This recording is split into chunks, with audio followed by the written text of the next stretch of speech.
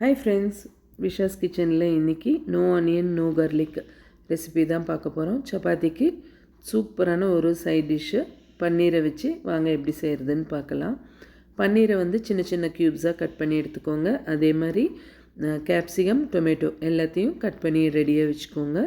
ஒரு பாத்திரத்தில் 1 table spoon எண்ணெய் ஊற்றிட்டு ஒரு 2 டீஸ்பூன் ரெட் சில்லி பவுடர், மஞ்சள், அப்புறம் தனியாத்தூள் ஒரு 2 டீஸ்பூன், கரம் மசாலா, கஸ்தூரி மேத்தி, உப்பு இது எல்லாத்தையும் சேர்த்து எண்ணெயில் நல்லா மிக்ஸ் பண்ணிவிடுங்க. நம்ம கட் பண்ணி வச்சுருக்கிற பன்னீர், கேப்சிகம், டொமேட்டோ எல்லாத்தையும் சேர்த்து நல்லா கலந்து விட்டுருங்க. இது ஒரு 15-20 நிமிஷம் ஊறட்டும். ஒரு பாத்திரத்தில் 1 கப் அளவுக்கு கெட்டி தயிர் எடுத்துக்கோங்க.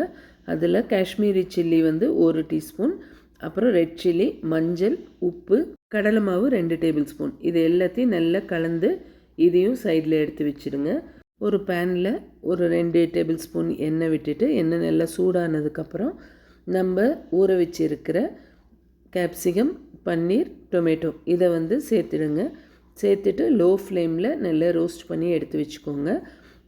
ஒரு கடாயில் 1 டேபிள் ஸ்பூன் எண்ணெய் விட்டுட்டு சீரகம் போடுங்க. சீரகம் நல்லா பொரிஞ்சதுக்கப்புறம் பொடியாக கட் பண்ணியிருக்கிற இஞ்சி, பச்சை மிளகா அதை போட்டுட்டு நல்லா ரோஸ்ட் பண்ணுங்கள். 1 டீஸ்பூன் அளவுக்கு கஸ்தூரி மேத்தி அதையும் இதில் நல்லா க்ரஷ் பண்ணி சேர்த்துக்கோங்க. இது எல்லாமே நல்லா பொரிஞ்சு வந்ததுக்கப்புறம் நம்ம கலந்து வச்சுருக்கிற தயிரை இதில் சேர்த்துடுங்க. தயிரில் நம்ம மசாலா எல்லாம் சேர்த்துருக்கோம் இல்லைங்களா, கொஞ்சம் தண்ணி விட்டு அதையும் இதோடு சேர்த்திக்கோங்க. ஒரு 10-12 பாதாம், முந்திரி 2 சேர்த்து ஒரு 10-12 மிக்சியில் அரைச்சி அதையும் இதோடு சேர்த்து நல்லா கலந்து விடுங்க. பாருங்கள், நல்லா க்ரீமியாக வரும். இதுக்கப்புறம் இது நல்ல ஒரு கொதி வரட்டுங்க. ஒரு 2-3 நிமிஷம் கொதிக்க விடுங்க. இது கூட பக்கத்தில் நம்ம வதக்கி வச்சுருக்கிற பன்னீர், கேப்சிகம், டொமேட்டோ இதை சேர்த்து விட்டுட்டு அதுலேயும் கொஞ்சம் தண்ணி சேர்த்து இதோட கலந்து விட்டுருங்க. உப்பு இந்த ஸ்டேஜில் செக் பண்ணிக்கோங்க. எல்லா ஸ்டெப்லேயும் நம்ம உப்பு சேர்த்துருக்கோம். ஸோ உப்பு தேவைப்பட்டால் இந்த ஸ்டேஜில் சேர்த்துட்டு நல்ல ஒரு ஒரு 5 நிமிஷம் கொதிக்கட்டுங்க.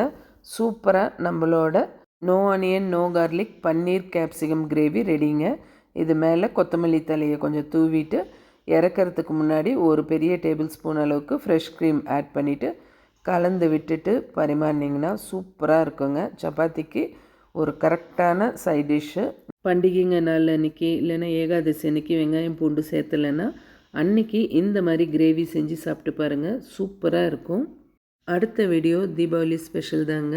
இந்த வீடியோ உங்களுக்கு பிடிச்சிருந்தால் லைக் பண்ணி, ஷேர் பண்ணி, சப்ஸ்கிரைப் பண்ணுங்கள். மறக்காமல் பெல் ஐக்கானை ப்ரெஸ் பண்ணுங்கள். அப்போ தான் என்னோடய லேட்டஸ்ட் அப்டேஷன்லாம் உங்களுக்கு வரும். இதே மாதிரி இன்ட்ரெஸ்டிங் வீடியோவோட அடுத்த வீடியோவில் பார்க்கலாம். Thank you friends.